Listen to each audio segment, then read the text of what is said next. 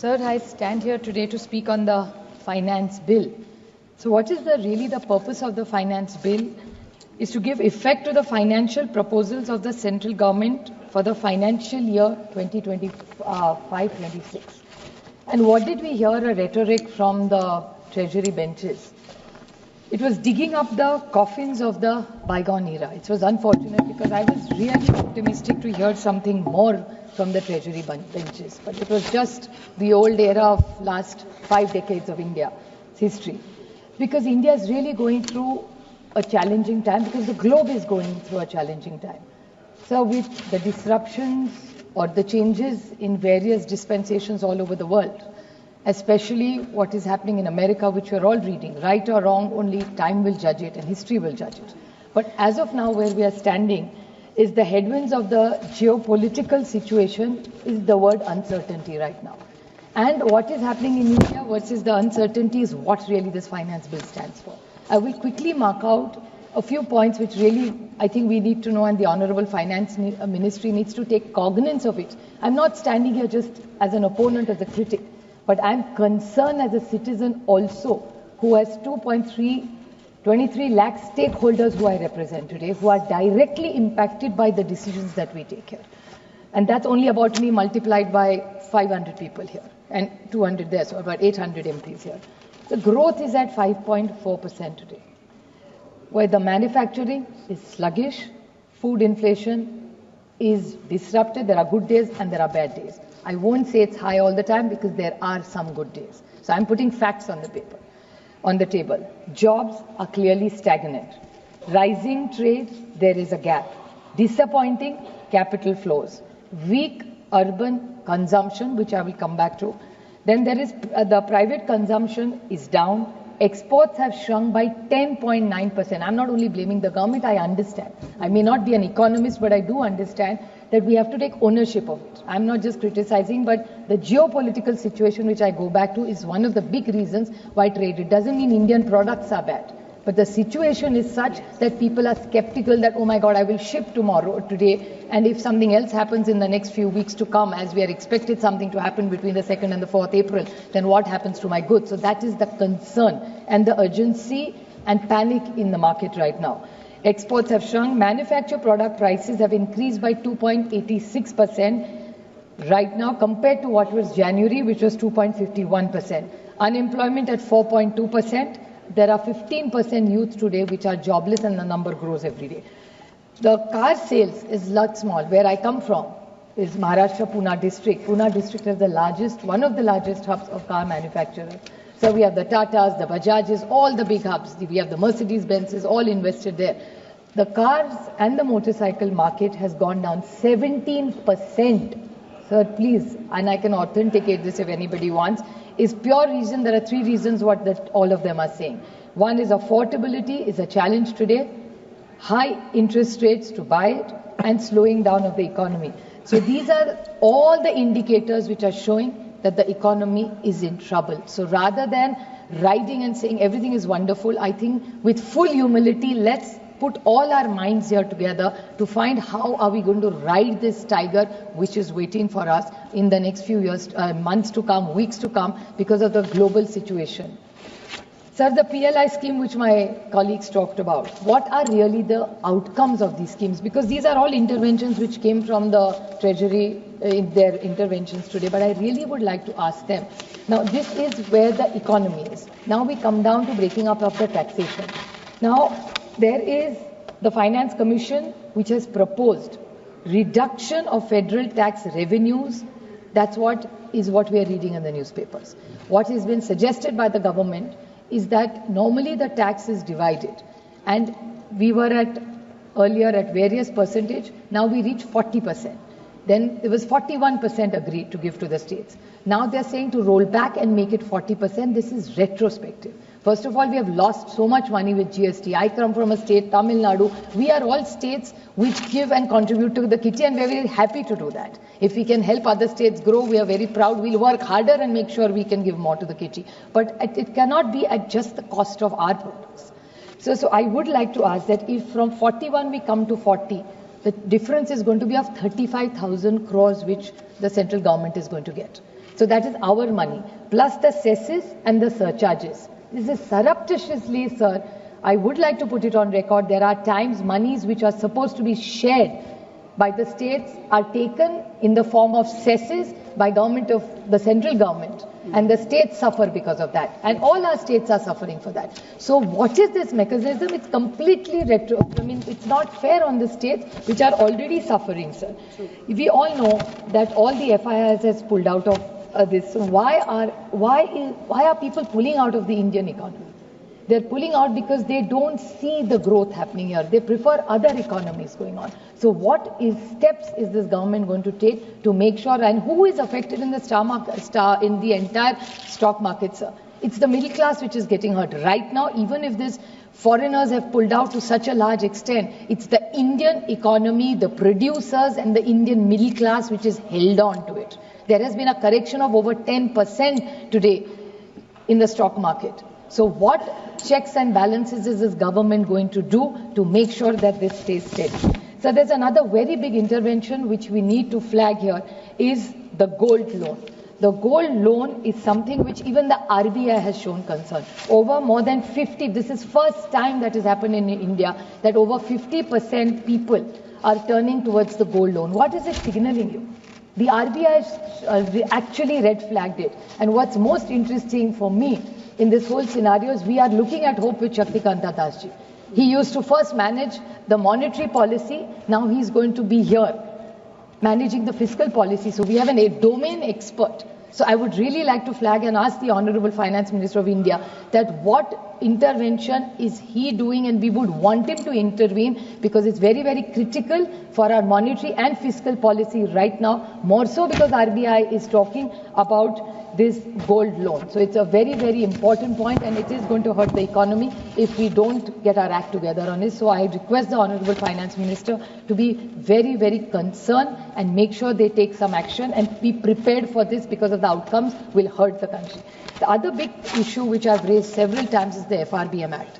So the fiscal management is what this bill is all about. And the Honorable Prime Minister of India, Shri Atal Bihari Vajpayee ji, got this bill, which is one of the finest bills in the larger interest of the nation and the state. And Dr. Manmohan Singh ji continued it and improved on it. Now, what I want to flag about this is, sir, in the FRBM Act, we do fiscal management. So we make sure that whichever government does not overspend.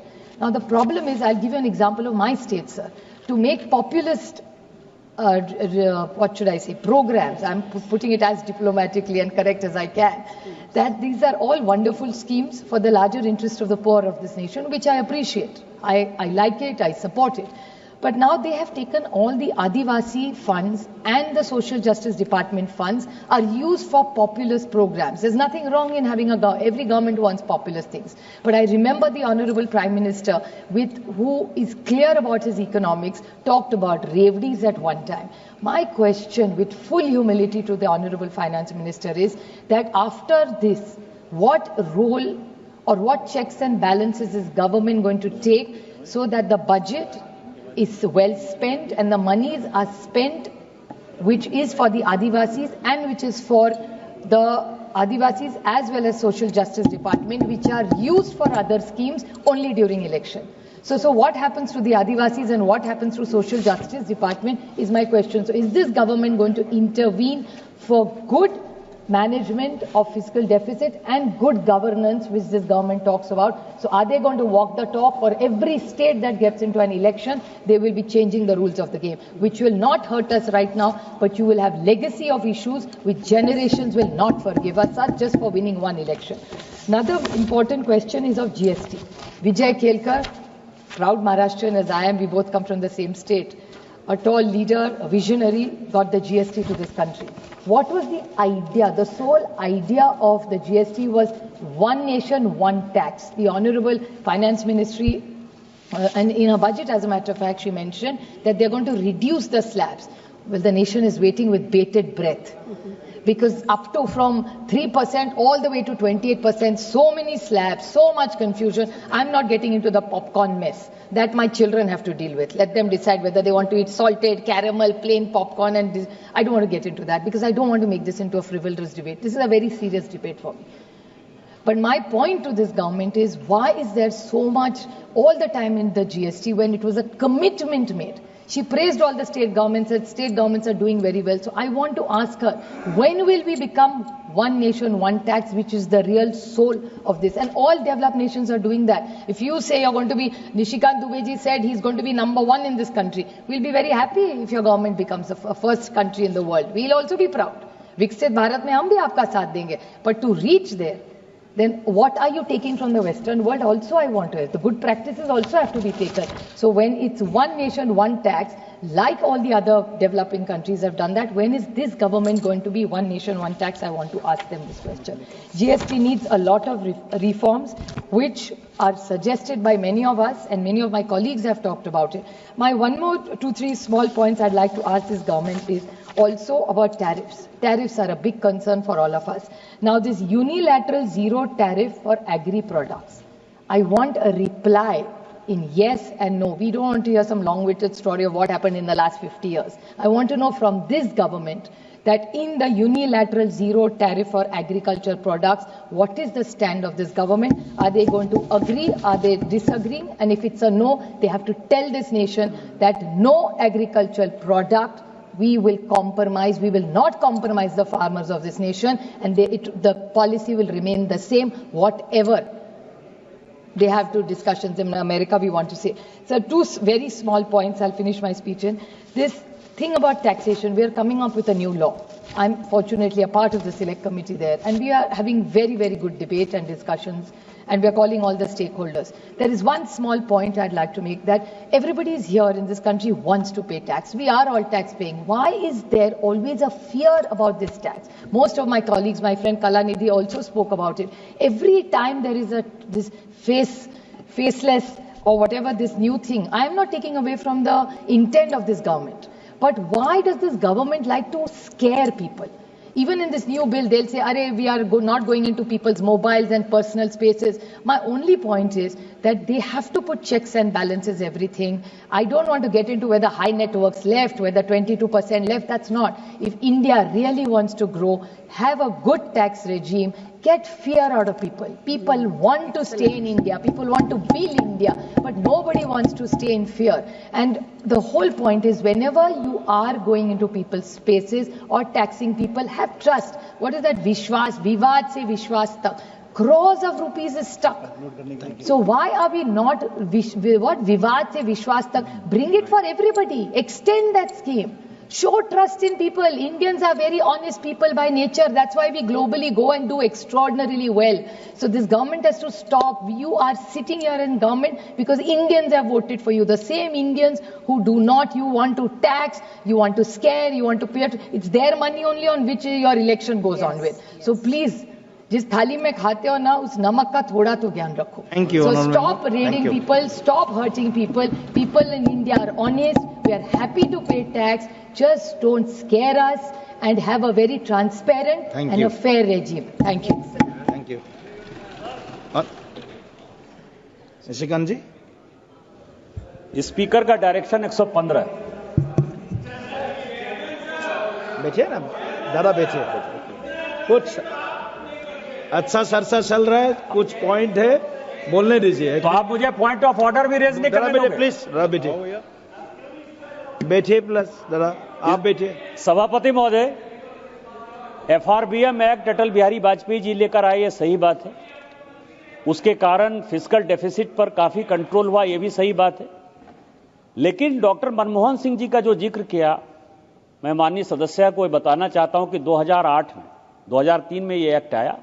2008 में जब पूरे दुनिया में recession था, तो doctor Manmohan Singh ji ने ही FRBM act में change किया और वो 6% पर चला गया. जो 4% होना चाहिए भारत सरकार का कंसोलिडेशन, जो फिस्कल डेफिसिट 4% पर जाना चाहिए, वो 6% पर हुआ. और उसके बाद 2014 तक जब आपकी सरकार थी वो लगातार इसीलिए ये चीजें जो है वो, और यदि उनको लगता है कि डॉक्टर मनमोहन सिंह ने किया तो उनको ऑथेंटिकेट करने के लिए कहिए. ठीक है. 2014 तक वो 5.3% पर पहुंच गया था. देखिए माननीय सदस्यगण, देखिए सुनिए, प्लीज बी सीटेड. आप please be seated. Honourable members, honorable members, all the members, listen you with good patience. Honorable members, please be seated. Please be seated. All the members of the house, listen you, honorable member Supriya ji. You have spoken. You have spoken. You have spoken 15 minutes. You have spoken 15 minutes, and all the members listen you with good patience. So please, he has a point. He has a point. You lay down your point in the table. If there is anything, you lay down in the table. All is good. Please be seated. Mananiya Sadasya Shri Gurjit Singh Ojala ji. Please. You've spoken well, madam. You spoken well. You spoken well. You have a good suggestions, madam. You have a good suggestions to the government. Please, your speech well listened by all the members. Please, madam. Please. If you have any, that it's okay. What Nishikant? Okay, please all listen. Please be seated. Only Supriya Sule ji will speak for 30 seconds. 30 seconds. Please be seated. 30 seconds only, sir. Yeah, yes. I appreciate his point that in 2006, Manmohan Singh sir had changed the rule. Okay. Just want to put it on record that he said it became 6%. Yeah. I want to put it on record after that in 2009, the same Manmohan Singh ji's Sarkar came with a better majority and ruled for 5 more years. That's my limited point. It's okay.